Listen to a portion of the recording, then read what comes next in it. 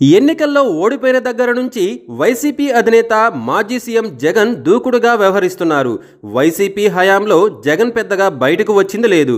కానీ ఎన్నికల్లో ఓడిపోయిన తర్వాత ఆయనలో మార్పు వచ్చినట్లు స్పష్టంగా కనిపిస్తోంది.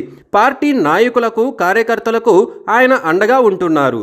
ప్రజా సమస్యలపై ఆయన పోరాడుతున్నారు. ఇదే సమయంలో పార్టీ కార్యకర్తలు, నాయకులపై అరెస్టులపై జగన్ వేగంగానే స్పందిస్తున్నారు. తర్వాత తాము అధికారంలోకి వస్తామని, ఎవరిని వదిలిపెట్టమని ఆయన తేల్చి చెప్పేశారు. తాజాగా జగన్ తన వ్యూహం మార్చారు. గతంలో తన గురించి జనాలకు ఏంటో తెలుసు, అలాగే చంద్రబాబు గురించి కూడా తెలుసని భావించేవారు జగన్. అయితే ఇప్పుడు చంద్రబాబు గురించి జనాలకు ఏమి తెలుసో ఏమో కానీ తాను అనుకున్నవి మాత్రం గట్టిగానే చెబుతున్నారు. ప్రతి విషయంలోనూ కూటమి ప్రభుత్వాన్ని జగన్ అటాక్ చేస్తున్నారు. తన కుటుంబం మీద, తన మీద టీడీపీ ఇటీవల కాలంలో గట్టిగా టార్గెట్ చేస్తున్న నేపథ్యంలో జగన్ తాజాగా నిర్వహించిన మీడియా సమావేశంలో దానికి ధీటుగా బదులిచ్చారు. తన తల్లి మీద, చెల్లెల మీద ఐటీడీపీ వారే దారుణంగా ఆరోపణలు చేశారని ఆయన ఎదురుదాడి చేశారు.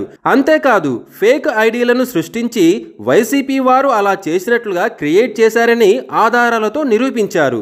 ఇదే సమయంలో బాలకృష్ణ ఇంటి నుంచి తనపై సోషల్ మీడియా దాడి జరిగిందని గతంలో షర్మిల మాట్లాడిన వీడియోలను సైతం మీడియా సమావేశంలో బయటపెట్టారు.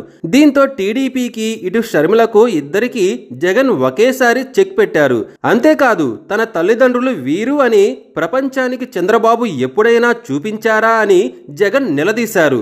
తన తల్లిదండ్రులు చనిపోయినప్పుడైనా చంద్రబాబు తల కొరివి పెట్టారా అని కూడా ప్రశ్నించారు. చంద్రబాబు లాంటి వారు అరుదుగా పుడతారని, ఏపీ ప్రజల కర్మ కొద్దీ ఆయన ఇక్కడ పుట్టారని జగన్ తీవ్ర ఆగ్రహం వ్యక్తం చేశారు. దీంతో సోషల్ మీడియాలో పోస్టుల విషయంలో జగన్ పైచేయి సాధించినట్లు అయింది.